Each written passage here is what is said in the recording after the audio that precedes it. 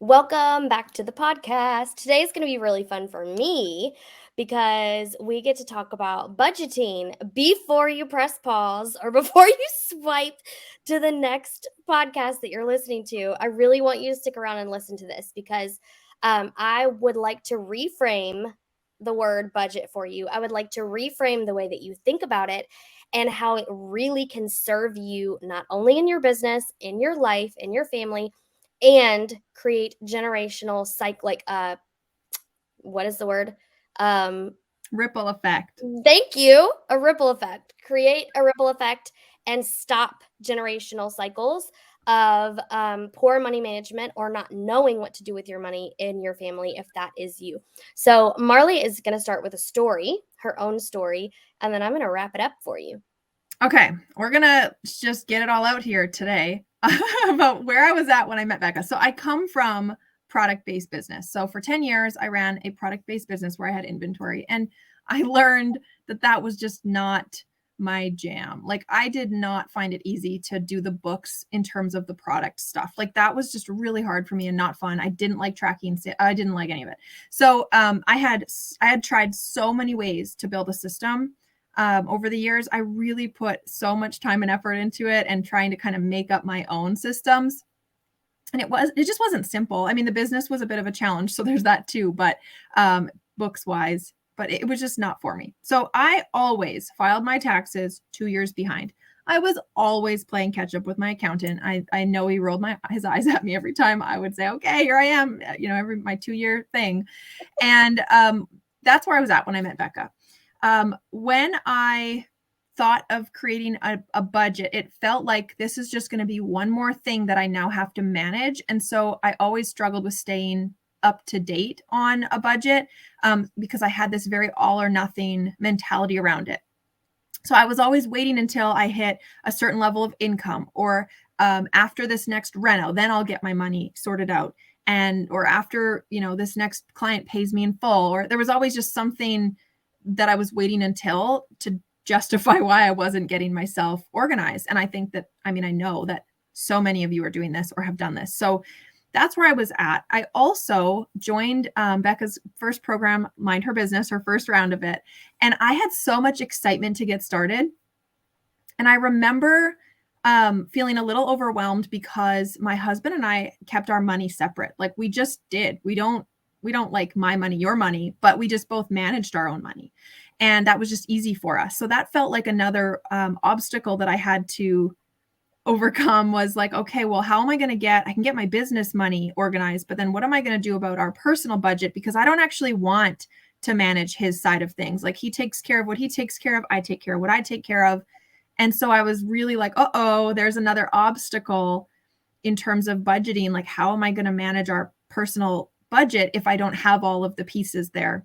Nor do I want. Like he would have given it up to me, but I was like, I don't want to do that. So there was just all of these things swirling through my mind. And I know Becca has a lot of clients that have said all of these things to her. So this is all very normal things for someone newly getting into their budget.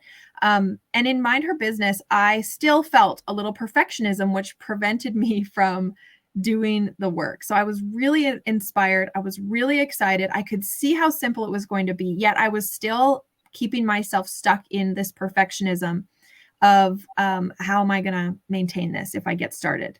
So I pushed it off for the better part of 6 months. And finally, Becca poked and poked and poked me over this time. And finally, when I did sit down and pulled up my bank, pulled up my credit card statements, my main account statements, and went through them one by one, it really only took me like an hour to 2 hours to catch up for the whole year. And this was probably August, September. Yeah. And so, it really didn't take a lot to plug them in to the simple tracking sheet that Becca had helped me set up.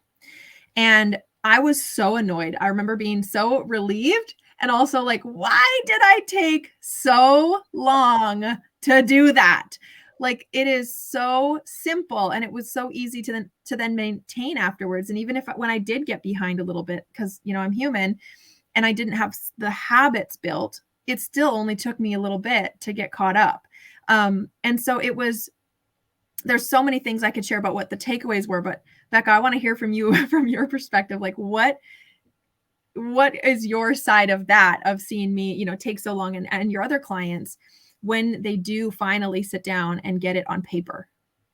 Well, first, so many decisions can be made quickly and easily when the numbers are in front of you, right? When they're in your head, it's almost always worst case scenario. It's almost always like the sky's falling, the sky's falling.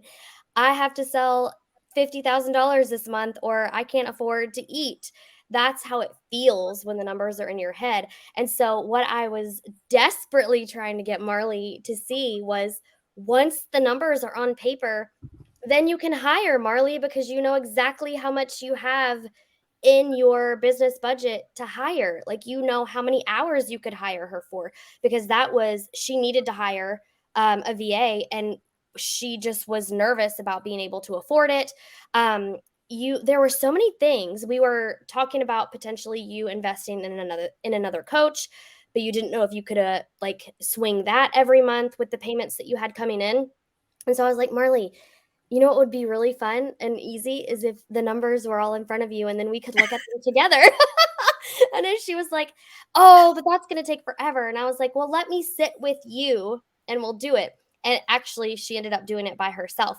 But when Marley thought of a budget, and this is so common, when people hear the word budget, when Marley heard the word budget, she heard no spending. When she heard the word budget, she heard restriction. Becca's going to make me like zip up my wallet and not leave it at home, never use it, no spending money, no having fun.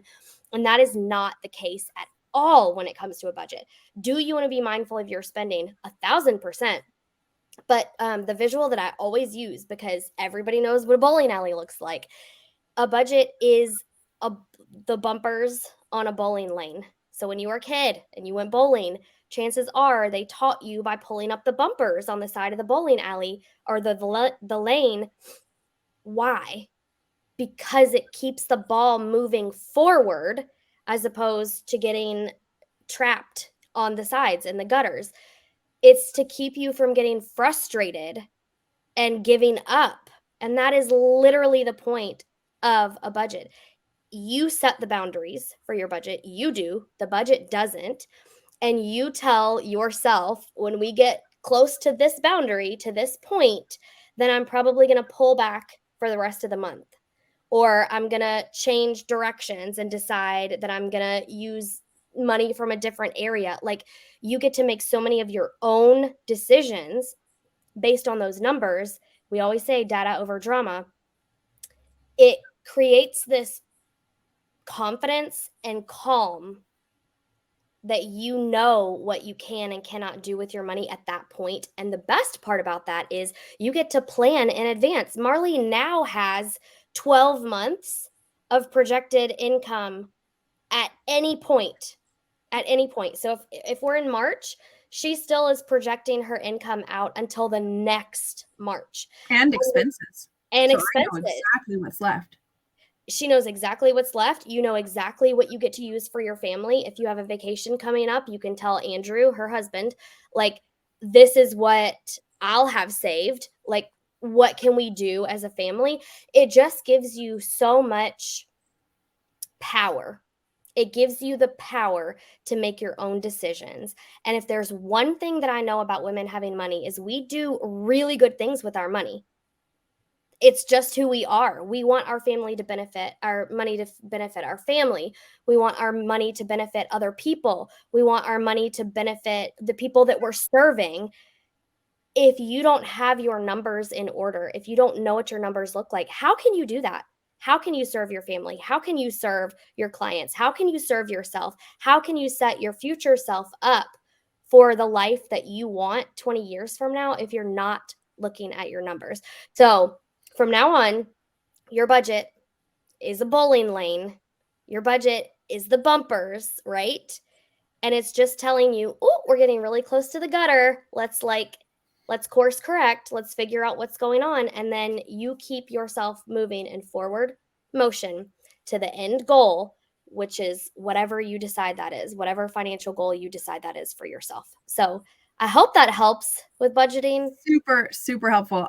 I want to share some of my takeaways before we wrap up. And then I want you to share how our listeners can start taking control of their money. So I want to share that the minute I got my money organized, I don't even think I had quite finished, but I had now had an idea. And I remember I hired my VA instantly, my very first team member. And I didn't think at all that I would be able to afford a team member at that point. So that was a game changer for my time and my energy in my business, and allowed me to free up so much of that I could be more creative and create more resources and offers in my business. So I wasn't so focused on some of the back end tasks.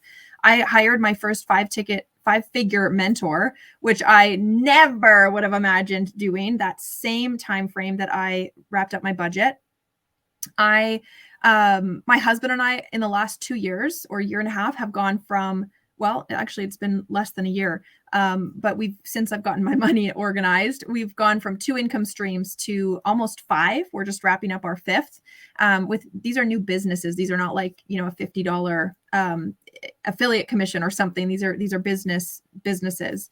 We've been renovating, which can make you very house poor while you're in the middle of it. And so we know our numbers, we know where we're at, we know exactly what we can and can't afford in order to renovate. And that has been a huge blessing because we're about to have a beautiful new kitchen, which I'm so grateful for.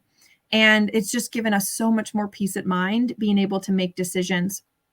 So Becca, I want you to share, because I know you have an amazing resource that is just an absolute no-brainer for anyone that knows that that it's time to get in control of their money. So can you tell our listeners about your Build a Budget? Yes. So if you want to get in control of your personal money, because one thing that we know for sure is if your personal money feels like a mess, your business money will also follow suit. If your business money feels like a mess, your personal money will feel messy. They are so intertwined. You cannot pull them apart. You cannot compartmentalize. You can try, but it will hold your business back. It will. That's just the end of the story. If you know that personal money is where you need to start, I have a mini course that you can literally take probably in an hour, definitely in less than 2 hours. You could have your personal budget done by the end of this weekend, by the end of the day, if you wanted to. It is the Take Total Control of Your Money mini course. It's only $37. I've spent $37 at like Chick-fil-A the last couple of weeks for one meal. So just know that I designed it specifically so that you could walk baby step through this. It could change your life.